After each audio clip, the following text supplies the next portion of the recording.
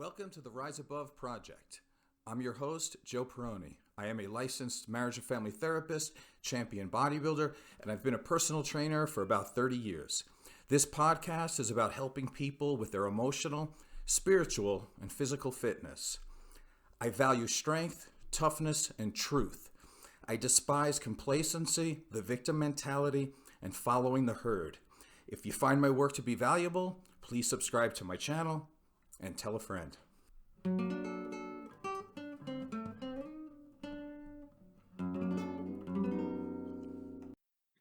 Today's title is Empath, Glorification Can Be Dangerous.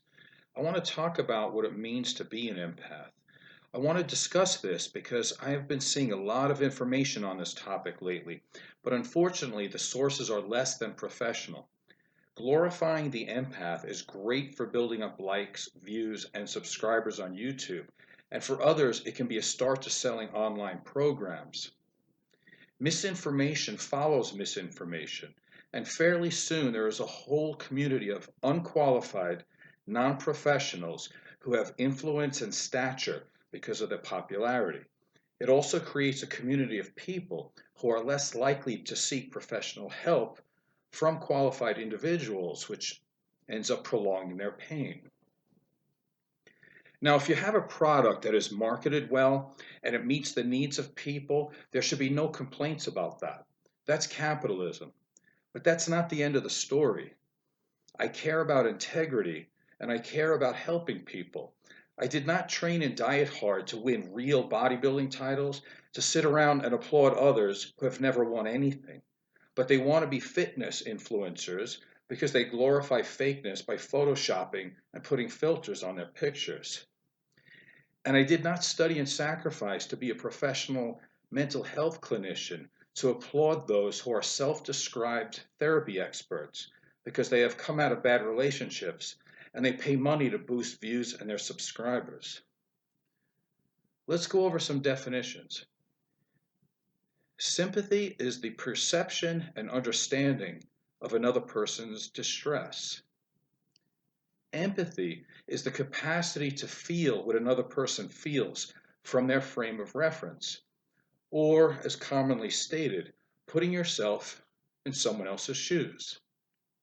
The psychology community divides empathy into three subtypes. Number one, emotional empathy is when an individual absorbs another's emotional state. Number two, cognitive empathy is when an individual thinks about what another is feeling and why. And number three, motivational empathy is when an individual feels compelled to action. Empaths report having a heightened level of emotional empathy, as evidenced by absorbing others' pain and having their emotional state change while in the presence of those around them. If you are interested, Woody Allen made a movie based on this premise. It was called Zelig. There has been some compelling scientific evidence that suggests the brain has a specialized group of cells that are responsible for compassion and feeling the pain of others. These network of cells allows humans to mirror emotions or share another person's pain, pleasure, fear, or any other kind of emotion. The empath community reports having hyper-responsive mirror neurons, although there is no evidence to support that. However, it is possible that someone does possess hyper-responsive mirror neurons, but it's difficult to know how that would present itself in the real world. It would be virtually impossible for a human being to not experience the feelings of others. People can get turned on by watching and listening to other people have sex. Men can feel the pain when seeing a woman give birth. Women wince when a man gets hit in the groin. And we can all cry or cheer when watching someone overcome an obstacle. Interestingly enough, most people can have strong emotions even if they are watching a cartoon character or a robot be mistreated. This is normal. It is not a superpower. Scientific evidence has proved that rats experience more distress from watching another rat experience an electric shock than if they are the victims themselves. Mirror neuron empathy is not even a superpower for rats. Again, it's normal. Synesthesia can be considered a superpower and is a neurological condition in which two senses are paired in the brain. In theory, a person would be able to literally feel the emotions and sensations of someone else's body as if it were their own. This would definitely qualify someone to be a legitimate empath. But this in no way can explain the explosion of the empath community because synesthesia is rare. Personally, I have never spoken to anyone in the military, law enforcement, or in combat sports that can literally feel the pain of a bullet passing through someone's body, or literally feel unconscious when knocking an opponent out. If synesthesia was as common as so many empaths would have you believe, could you imagine the amount of horrific stories you would hear? People would literally be feeling the pain and fear of the sick and dying all the time. On the opposite side of the coin, could you imagine how great of a lover you would be if you could literally feel what your partner was feeling? If people had this superpower, don't you think it would be common to talk about this or to brag about it? Being a legitimate synesthetic can have its upside. Piano man Billy Joel sees color when he plays and hears music. I would imagine that part of his extraordinary talent lies in the fact that when he writes music, in his mind, he is actually painting a picture. The notes that we hear are brushstrokes for him while he's creating his masterpieces. Again, this type of consciousness is rare. Empathy helps us to connect with other people by being able to recognize someone's pain, be supportive, be able to communicate someone's feelings, and be non judgmental. As most therapists can attest, one of the most difficult skills is to be truly present and be able to see the world through another's perspective without being biased or prejudiced, and being able to understand their feelings and yet not take responsibility for their feelings. About 10% of the ability to be empathetic is genetic, and about 90% is learned through familial, societal, and cultural norms. This is good news because empathy can be a learned skill, and unproductive core beliefs can be unlearned if needed. Empathy is necessary for intimacy and meaningful connection. Without empathy, most relationships would dissolve into nothing more than a transactional and superficial partnership. Empathy is a gift that keeps on giving because it would inhibit one from purposely causing pain or disturbance in their partner. In other words, an empathetic person could validate and support another's feelings and simultaneously not take any action to cause another's harm.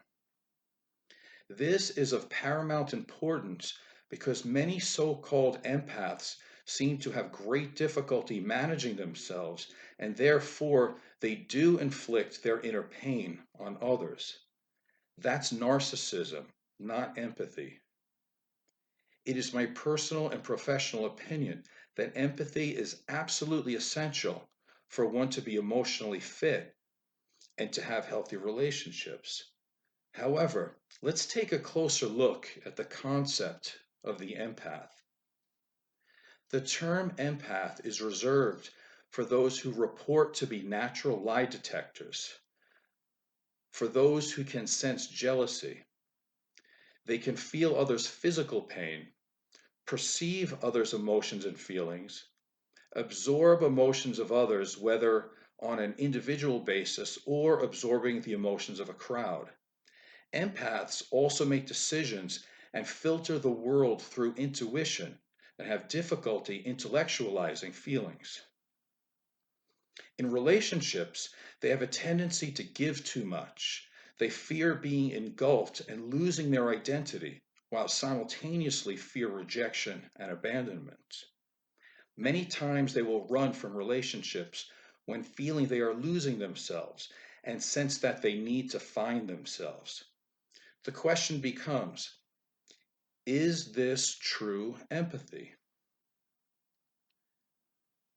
Research suggests that individuals who have experienced trauma are highly sensitive to others, and they do have better abilities to read others' emotions. However, they also have a negative bias, which leads them to be jealous, insecure, and feel that others are lying or trying to take advantage of them. This leads them to have significant trust issues. Childhood trauma is also correlated with paranoia and suspicion. Empathy includes emotion sharing, and some of this communication is done unconsciously. This can be considered by some to be intuition, but it also must include executive control. The ability to control and regulate emotions is a part of empathy that empaths seem to ignore. If an empath is emotionally dysregulated and they can't cope with others' emotions, they are not being empathetic. They are actually acting out an unresolved trauma or a narcissistic wound within themselves.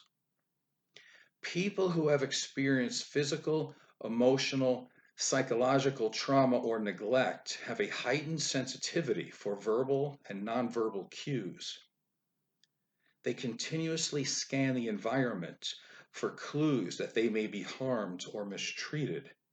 The fear of rejection and abandonment is the stimulus to be highly attuned and focused on others' emotions. This is not an altruistic endeavor. They can pick out individual words that trigger them. They can tell if there might be a confrontation by a particular sound in someone's footsteps, or how someone puts down a glass, or even how someone opens a door. Maybe a particular look in someone's eyes or a change in their schedule. This should not be glorified as something to be admired. These are examples of post traumatic stress responses and are related to hypervigilance. Many empaths absorb others' emotions because their boundaries were eroded by narcissistic, shame based parenting, which necessitated the child to be forever vigilant against outside threats. Their harsh environment did not allow them to build boundaries around their inner being. And why would they?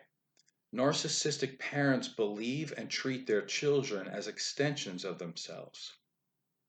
Therefore, those who identify as empaths usually have had extreme difficulty becoming individuated. Their emotions and feelings are enmeshed with those around them. They don't know where they start and where others begin. This is why empaths report wearing their emotions of their coworkers or the last person that they have spoken to, and they can have difficulty in crowds. They lack a strong sense of self due to growing up in an environment where they needed to be whatever the abuser, addict, or unconscious caregiver needed them to be in order to stay safe.